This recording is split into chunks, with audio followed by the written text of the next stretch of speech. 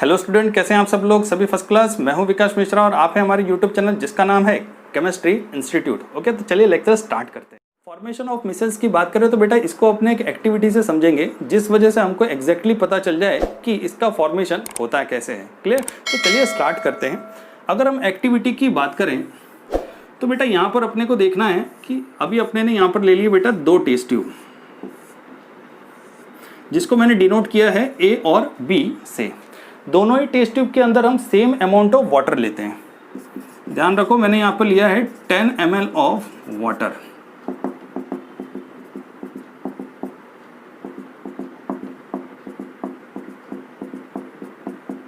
Clear? और यहाँ पर वाटर के साथ ही साथ हमने फ्यू ड्रॉप्स ऑफ ऑयल भी लिया हुआ है।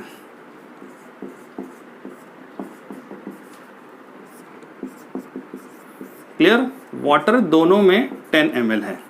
और अगर अपने यहाँ पर A और B की बात करें तो फिलहाल तो दोनों के अंदर सिमिलैरिटी देखने को मिल रही है कि बेटा वाटर और ऑयल लिया है। ठीक है, अभी अपने यहाँ पर थोड़ा सा चेंज कर देते हैं कि B के अंदर हम ले लेते हैं सोप भी। ठीक है, कुछ पार्टिकल सोप के डाल देते हैं। ओके, और क्या करेंगे, अब यहाँ पर अपने को देखने को मिल गए चेंजेस। ठीक है, अब थोड़ी देर के बाद हम इन दोनों ही टेस्ट ट्यूब को क्या करेंगे, शेक करेंगे। और शेक करने के बाद ऐसी जगह रख दिया जाएगा जहां पर इसको कोई डिस्टर्ब ना करे। ठीक है, तब बेटा वहां पर अपने को 2 क्वेश्चन दिमाग में आएंगे। फर्स्ट ऑफ ऑल हमारे दिमाग में एक क्वेश्चन ये आता है कि क्या ये सेपरेट होगा या नहीं। ठीक है, और दूसरा क्वेश्चन ये हमारे दिमाग में आता है कि यहाँ पे क्या चेंजेस देखने को मिलेंगे। ठीक है, अगर मैं फर्स्ट क्वेश्चन की बात करूँ कि क्या ये सेपरेट होगा नहीं, ठीक है, तो देखो सेपरेट तो होगा। ठीक है, वाटर और ऑयल की अगर बात करें तो यहाँ पर सेपरेशन तो देखने को मिलती है। ठीक है, और यहाँ पर अगर सोप के साथ की रिएक्शन देखें, सोप, ऑयल एंड वाटर की, तो यहाँ भी अपने को सेपरेशन देखने को मिलेगी, लेकिन ये थोड़ा टाइम कंज्यूमिंग होता है। ठीक है, हमको एक और चीज़ का ध्यान रखना है कि अगर सोप में ऑयल और वाटर हो, ठीक है, तो यहाँ पर सोल्यूशन हो जाएगा क्लाउडी। ठीक है, क्लाउडी सॉल्यूशन देखने को मिलता है। ध्यान रखो, क्लाउडी सॉल्यूशन देखने को मिलता है। ओके, तो ये तो हो गई दोनों टेस्ट ट्यूब की बात। ओके, अब अगर अपने इसमें थोड़ा और डिटेल में एक्सप्लेन करें ना, तब यहाँ पर अपने को जानने को मिलेगा, जैसे कि मैंने यहाँ पर वाटर लिया था। वाटर क्या है बेटा, ध्यान रखो, वाटर है पोलर। ध्यान रखो, वाटर क्या है, यहाँ पर पोलर नेचर वाला है। ठीक है, और यहाँ पर जो अपने सब्सटेंस यूज़ करते हैं जिसको अपने बोलेंगे सॉल्ट। ठीक है, हम जो यहाँ पर सब्सटेंस लेंगे वो होगा सॉल्ट्स। अब देखो, सॉल्ट्स की जो रिएक्शन है ना, ये वाटर के साथ तो इजीली हो जाती है, मतलब कि वो इसके साथ बॉन्डिंग बना लेता है। ठीक है, और अगर अपने यहाँ पर ऑयल की बात करें तो ऑयल होता है नॉन पोलर। ठीक है, अब फर्स्ट सिचुएशन में अपने ने देखा कि सॉल्ट तो इजीली बॉन्डिंग बना लेते थे क्योंकि वहां पर हाइड्रोजन एंड हाइड्रोक्साइड प्रेजेंट होता है वाटर में। ठीक है, लेकिन ऑयल वाटर के साथ बॉन्ड नहीं बना पाता। ठीक है, ध्यान रखो कि ऑयल वाटर के साथ बॉन्ड नहीं बना पाता, ये तो वाटर के सरफेस पे फ्लोट करता रहता है। क्लियर? तो बेटा यहाँ पर अपने ने दोनों के नेचर के बारे में भी देख लिया कि वाटर क्या है और ऑयल क्या है। ठीक है, और दोनों यहाँ पर काम कैसे करते हैं। ठीक है, तो ये बात तो हो गई क्लियर। अब देखो, यहाँ पर मैंने यूज़ किया था सोप। ठीक है, तो चलो जरा सोप के बारे में भी जान लेते हैं और अपने यहाँ पर ये भी देख लेंगे, मतलब इन चीज़ों को यहाँ पर रिलेट कर देंगे कि अगर कोई डर्ट हमारे सोप पर हो, ठीक है, या किसी भी चीज़ पर स्ट्रेन लगा हो ऑयल का, तब क्या देखने को मिलता है और वहाँ पर मिसेल बनता कैसे है। ओके, चलो, तो बेटा अगर अपने यहाँ पर सोप की बात करें, ठीक है, तो सोप को अपने क्या यूज़ करते हैं, एज अ क्लीनिंग एजेंट। ध्यान रखना है, एज अ क्लीनिंग के लिए यूज़ किया जाता है सोप। Okay, clear? और अगर कहीं भी अगर अपने डर्ट देखते हैं तो ध्यान रखो, डर्ट का जो नेचर होगा ना, वो अपने को देखने को मिलता है ऑयली नेचर।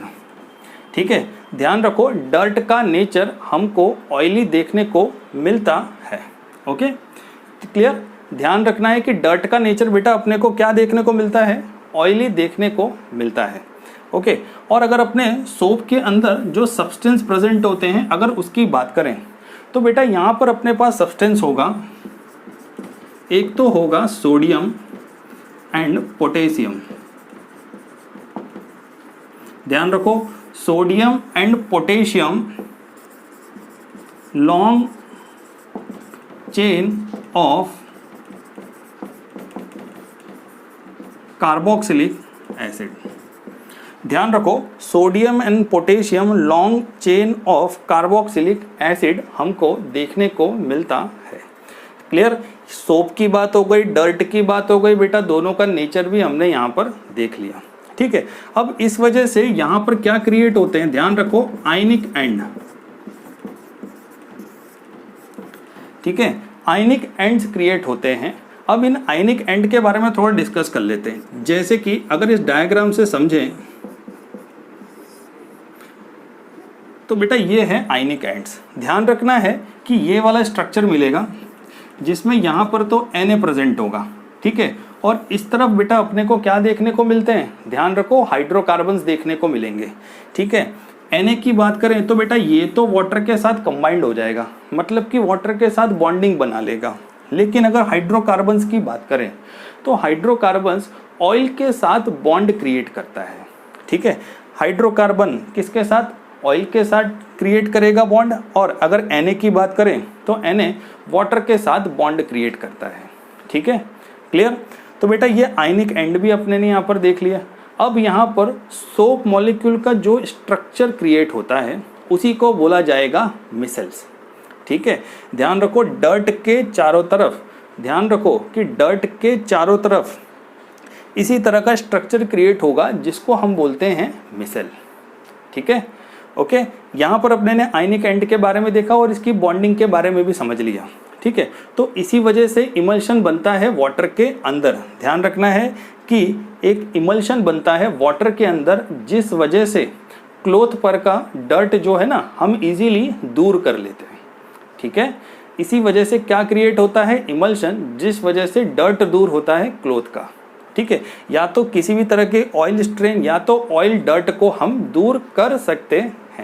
Okay, clear? तो बेटा इस तरह से ये फर्स्ट तो कंप्लीट हुआ। ठीक है, तो पहले आप इसको नोट कर लो, देन हम और डिस्कस करेंगे मिसेल्स के बारे में। क्लियर?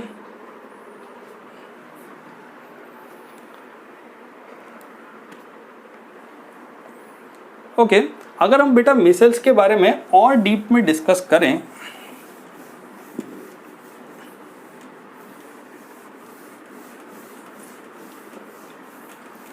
ओके, तो बेटा यहाँ पर अपने को क्या देखने को मिलता है, ध्यान रखो, हम यहाँ पर एक डायग्राम में देख सकते हैं। ठीक है, हमारे पास यहाँ पर एक स्ट्रक्चर है कि नहीं, आपको देखने को मिल रहा है वहाँ पर ऑयल स्ट्रेन। ठीक है, ऑयल स्ट्रेन देखने को मिल रहा है, Na+ देखने को मिल रहा है। ठीक है, आप देख सकते हो टेल एंड हेड। ठीक है, जो कि हाइड्रोफोबिक और हाइड्रोफोबिक एंड हाइड्रोफिलिक भी बेटा वहाँ पर लिखा हुआ है। ठीक है, हाइड्रोफिलिक की बात करें तो बेटा ये जो है ना वाटर के साथ इजीली डिसॉल्व हो जाएगा, लेकिन हाइड्रोफोबिक की बात करें तो ये वाटर के साथ की फॉर्मेशन नहीं देगा। ठीक है, जो कि अपने को डायग्राम में दिख रहा है। क्लियर? अगर अपने यहाँ पर हाइड्रोफोबिक की बात करें, ध्यान रखो मैं हाइड्रोफोबिक की बात कर रहा हूँ। ठीक है, तो जैसे अपने ने दो आयनिक एंड के बारे में डिस्कस किया था ना, आयनिक एंड्स के बारे में, तो जो फर्स्ट आयनिक एंड है, ठीक है, ध्यान रखो, फर्स्ट आयनिक एंड है जिसको हम हेड भी बोलते हैं। ठीक है, ये क्या होगा, हाइड्रोफिलिक। क्लियर? हाइड्रोफिलिक। क्लियर? जो कि वाटर में इजीली क्या हो जाता है, सॉल्युबल हो जाता है, या तो आप बोल सकते हो डिसॉल्व हो जाता है। अगर अपने सेकंड एंड की बात करें, ध्यान रखो, सेकंड एंड की बात करें तो बेटा इसको बोला जाता है टेल, और ये होगा हाइड्रोफोबिक। क्या होगा, हाइड्रोफोबिक, जो कि वाटर के साथ जो कि वाटर के साथ बॉन्डिंग नहीं बना पाता।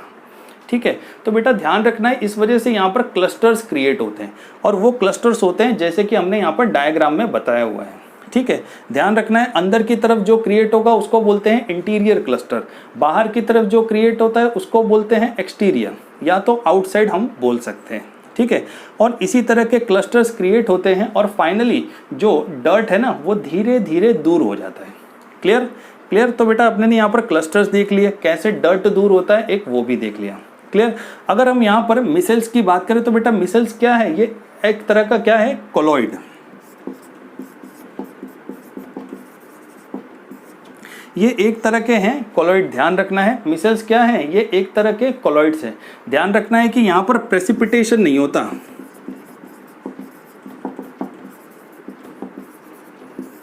ठीक है, ये नॉट प्रेजेंट। अगर अपने यहाँ पर प्रेसिपिटेशन की बात करें तो प्रेसिपिटेशन यहाँ पर क्रिएट नहीं होता है। और ऑयल और वाटर के बीच में, ध्यान रखो, ऑयल और वाटर के बीच में हमको सस्पेंशन देखने को मिलता है। ओके, चलो यहाँ पर लिख लेते हैं ऑयल एंड वाटर।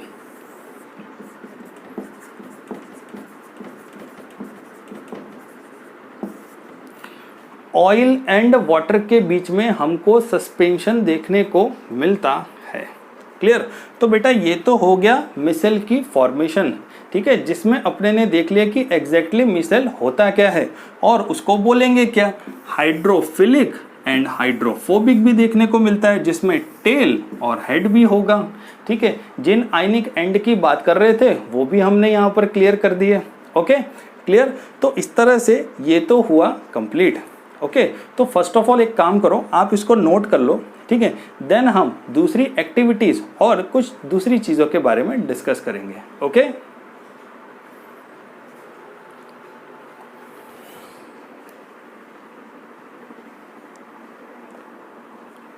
ओके। अगर हम यहाँ पर दूसरी चीजों के बारे में बात करें तो बेटा उसको भी अपने एक एक्टिविटी से समझेंगे अभी।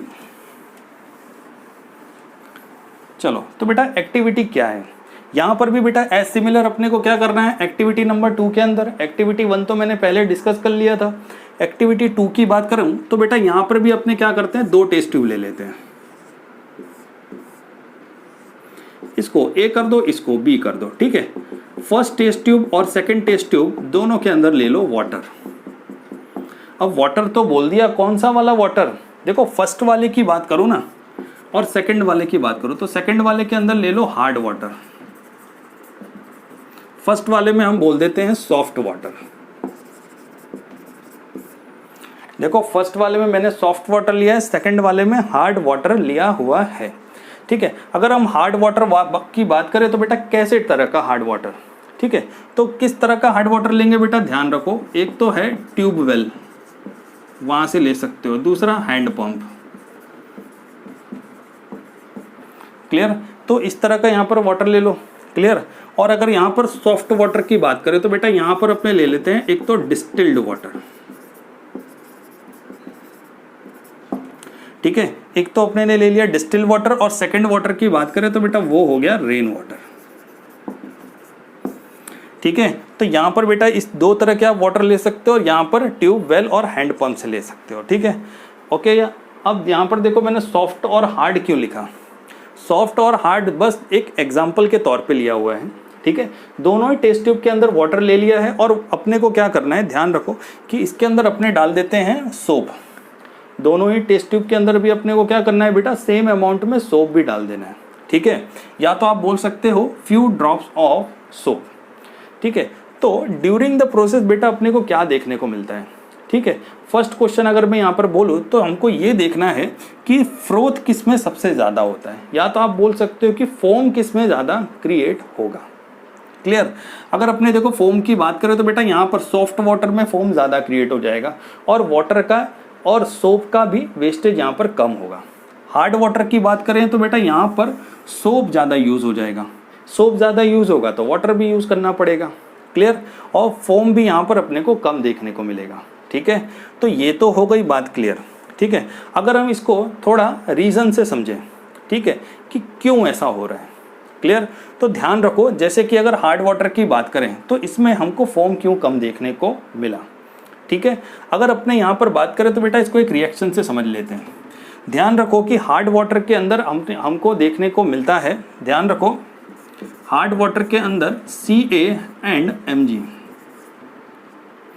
Ca एंड Mg देखने को मिलता है। ठीक है। तो अगर Ca और Mg देखने को मिले किसी वाटर में तो बोल सकते हैं कि उसको हम हार्ड वाटर बोलेंगे, ठीक है। और हार्ड वाटर किस वजह से बनेगा, Ca और Mg प्रेजेंट होगा तो वो हार्ड वाटर होगा। क्लियर, चलो इतनी सी बात हो गई क्लियर। तो इसमें क्या होता है, ध्यान रख लो Ca और Mg, ठीक है। और अगर अपने सोप की बात करें तो सोप के अंदर क्या देखने को मिलता है, सोडियम और पोटेशियम। अगर हम इसके रिएक्शन की बात करें तो देखो Ca तो हो गया +2 और RCOONA। तो बेटा ड्यूरिंग द रिएक्शन आपको यहाँ पर क्या देखने को मिल रहा है, जरा इसको बैलेंस भी कर लो। 2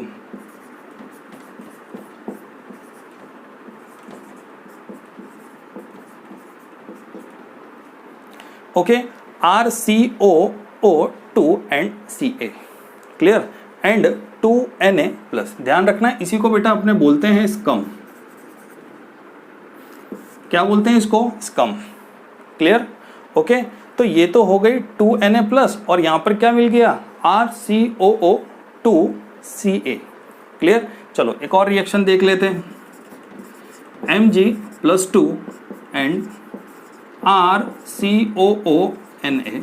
तो बेटा यहां पर अपने को रिएक्शन देखने को मिल रही है RCOO2 Mg एंड 2Na, ठीक है। क्या देखने को मिल रहा है, 2Na और RCOO2 Mg। ध्यान रखना ये भी क्या है अपने पास, स्कम। ओके, बस इसी वजह से ह्यूज अमाउंट में क्या होगा, सोप का वेस्टेज। क्लियर, ओके, जो कि हार्ड वाटर में प्रेजेंट होता है। ओके, तो बेटा ये तो हो गया क्लियर। अगर चलो इसको मेरे को कम करना है, ठीक है, हार्ड वाटर के अंदर अगर सोप का वेस्टेज रोकना है तभी क्या करूं, ध्यान रखो उसकी जगह हम यूज कर सकते हैं डिटर्जेंट। क्लियर, तो चलो डिटर्जेंट का भी यूज करके देख लेते हैं। ओके, अगर हम यहाँ पर डिटर्जेंट ले लें, ठीक है, तो ये एक्टिविटी तो हो गई ना क्लियर। तो पहले आप इसको नोट कर लो, फिर हम डिटर्जेंट का यूज देख लेते हैं। ओके,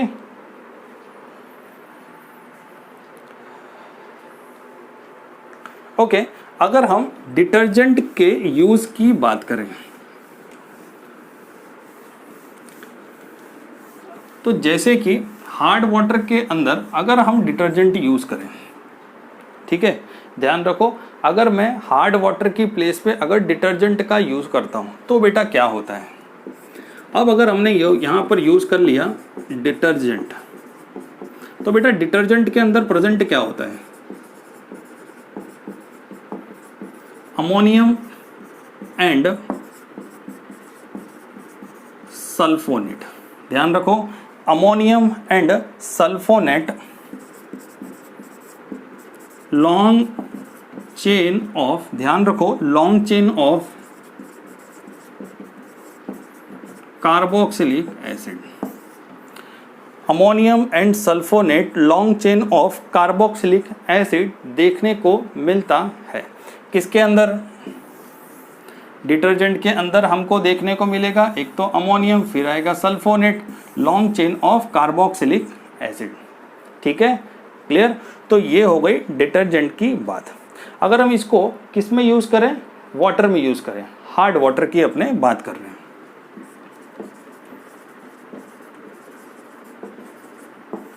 ओके, अगर हम हार्ड वाटर में इसको यूज करें तो बेटा ध्यान देना है पहली बात कि ये क्या करेगा, ज़्यादा एक्टिव अपने को देखने को मिलेगा डिटर्जेंट। ठीक है, जिस वजह से हार्ड वाटर का जो यहाँ पर इफेक्ट है ना वो कम हो जाएगा जो कि सोप में देखने को मिल रहा था। ठीक है, क्या होगा, ज़्यादा इफेक्टिव देखने को मिलता है डिटर्जेंट किसमें, हार्ड वाटर में। और यहाँ पर बेटा प्रेसिपिटेट नहीं प्रोड्यूस होता, precipitate do not form. Clear, यहाँ पर प्रेसिपिटेट फॉर्म नहीं होते हैं, ध्यान रखना है। क्लियर, तो इस वजह से ये जो डिटर्जेंट का यूज़ है ना, एक तो हम कपड़े धोने में यूज़ कर लेते हैं, ठीक है, वॉशिंग ऑफ क्लोथ के अंदर। दूसरी बात इसी का यूज़ बेटा शैम्पू वगैरह में भी हो जाता है। ठीक है, शैम्पू में एंड वॉशिंग क्लोथ में जो वॉशिंग पाउडर आप यूज़ करते हो उसमें भी डिटर्जेंट का यूज़ होता है। Clear, okay.